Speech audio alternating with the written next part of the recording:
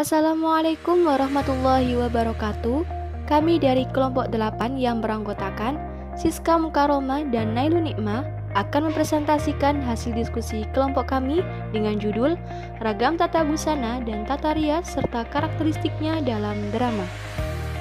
Selanjutnya, mari kita simak untuk materi yang pertama. Pengertian tata busana. Tata busana adalah seni pakaian dengan segala perlengkapan yang menyertai untuk menggambarkan tokoh. Bisa juga tata busana diartikan dengan penataan segala sandang dan perlengkapan atau aksesoris yang dikenakan di pentas. Busana pentas meliputi semua pakaian, sepatu, pakaian kepala, dan perlengkapannya, baik yang kelihatan maupun yang tidak kelihatan oleh penonton. Tata busana dalam teater memiliki peranan penting untuk menggambarkan tokoh. Kesan yang ditimbulkan pada penonton mengenai dirinya tergantung pada yang tampak oleh mata penonton. Pakaian yang tampak pertama kali akan membantu menggariskan karakter, kemudian dari pakaian akan memperkuat kesan penonton. Untuk materi selanjutnya yaitu fungsi tata busana. Busana dalam teater memiliki fungsi yang lebih kompleks, yaitu pertama, mencitrakan keindahan penampilan. Tata busana dalam teater ini berfungsi sebagai bentuk ekspresi untuk tampil lebih indah dari penampilan sehari-hari. Yang kedua yaitu membedakan satu pemain dengan pemain yang lain. Pementasan teater menampilkan tokoh yang bermacam-macam karakter dan latar belakang sosialnya. Penonton membutuhkan suatu penampilan yang berbeda-beda antara satu tokoh dengan tokoh yang lain. Yang ketiga yaitu menggambarkan karakter tokoh. Fungsi penting busana dalam teater adalah untuk menggambarkan karakter tokoh. Perbedaan karakter dalam busana dapat ditampilkan melalui model, bentuk, warna, motif, dan garis yang diciptakan. Yang keempat yaitu memberikan efek gerak pemain. Busana juga berfungsi memberikan efek dramatik. Busana mendukung dramatika sebuah adegan. Gerak pemain akan lebih ekspresif dan dramatik dengan adanya busana. Yang kelima yaitu memberi ruang gerak pemain. Tata busana memiliki fungsi memberikan ruang gerak kepada pemain untuk mengekspresikan karakternya. Busana diciptakan untuk memberikan ruang gerak pemain sehingga segala bentuk gerak dapat diekspresikan secara maksimal. Selanjutnya yaitu ragam tata busana. Yang pertama yaitu busana historis.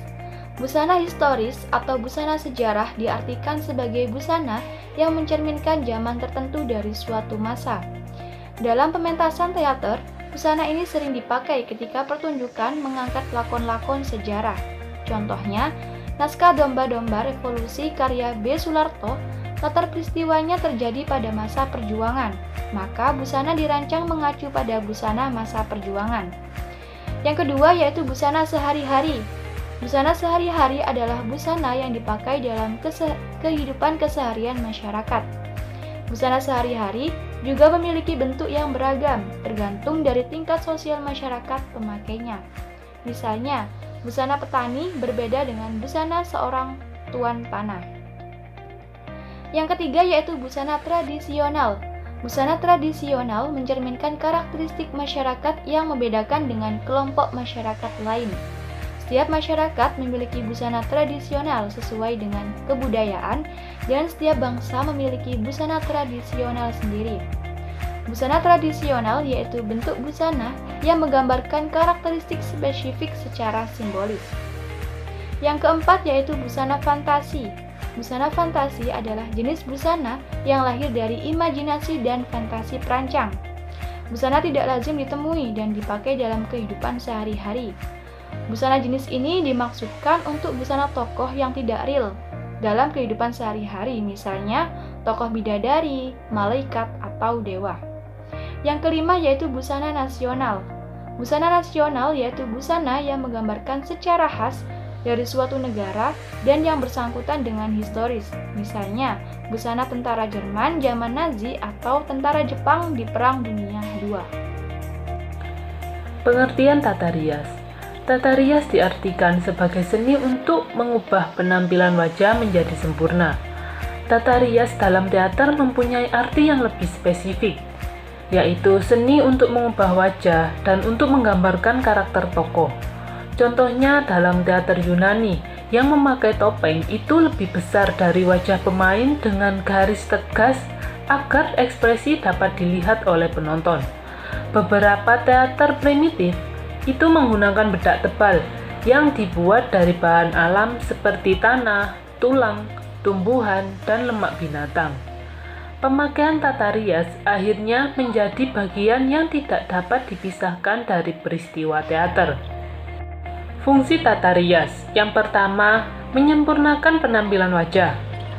Wajah seorang pemain memiliki kekurangan yang bisa disempurnakan dengan mengaplikasikan tata rias. Misalnya, ada pemain yang memiliki hidung kurang mancung, mata yang kurang ekspresif, bibir yang kurang tegas, dan sebagainya. Akan tetapi, tata rias bisa menyempurnakan kekurangan tersebut sehingga akan muncul kesan hidung yang tampak mancung, mata yang lebih berekspresif, dan bibir bergaris tegas. Kedua, menggambarkan karakter tokoh. Karakter berarti watak.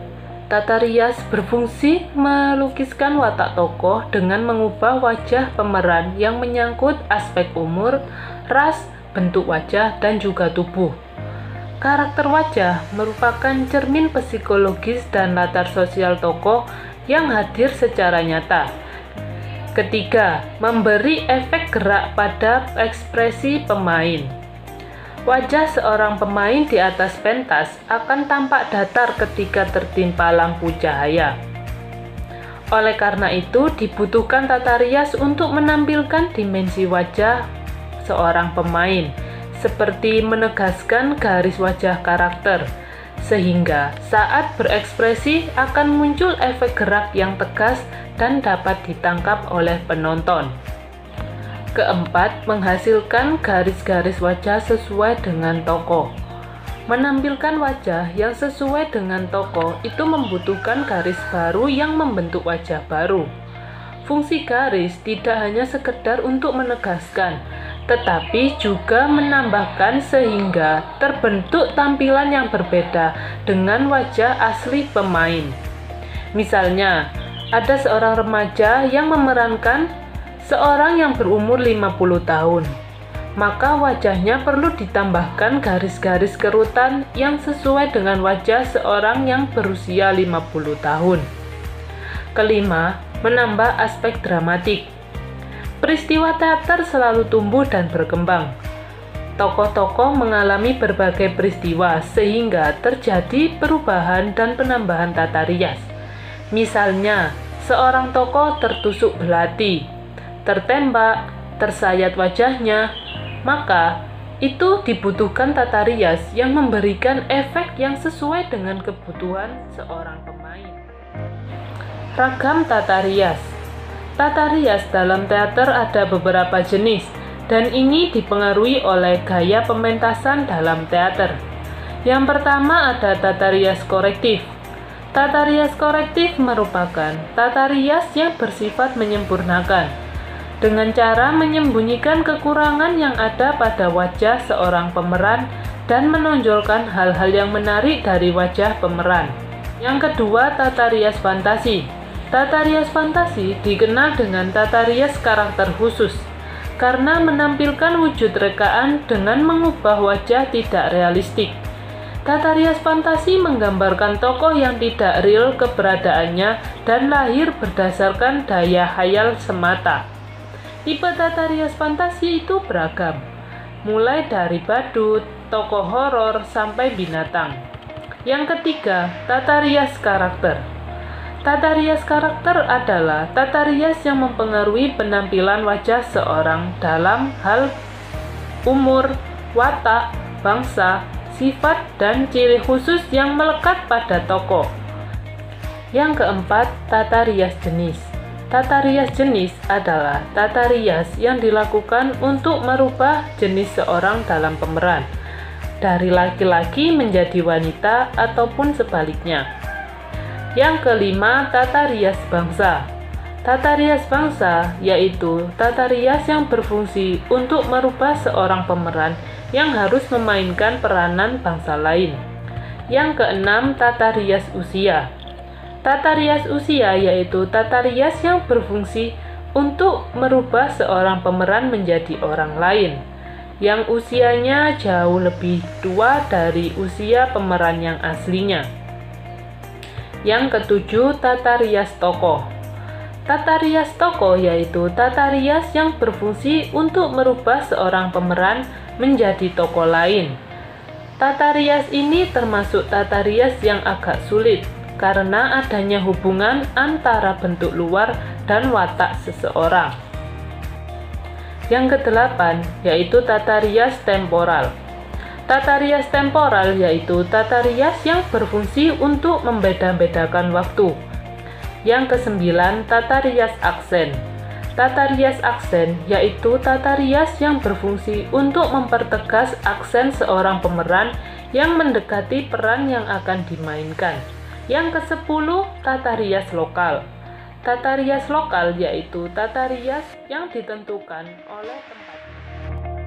Sekian presentasi dari kelompok kami. Apabila ada kesalahan yang disengaja ataupun yang tidak disengaja, baik berupa tutur kata maupun dalam penulisan materi, kami mohon maaf yang sebesar-besarnya. Terima kasih dan kami akhiri. Wassalamualaikum warahmatullahi wabarakatuh.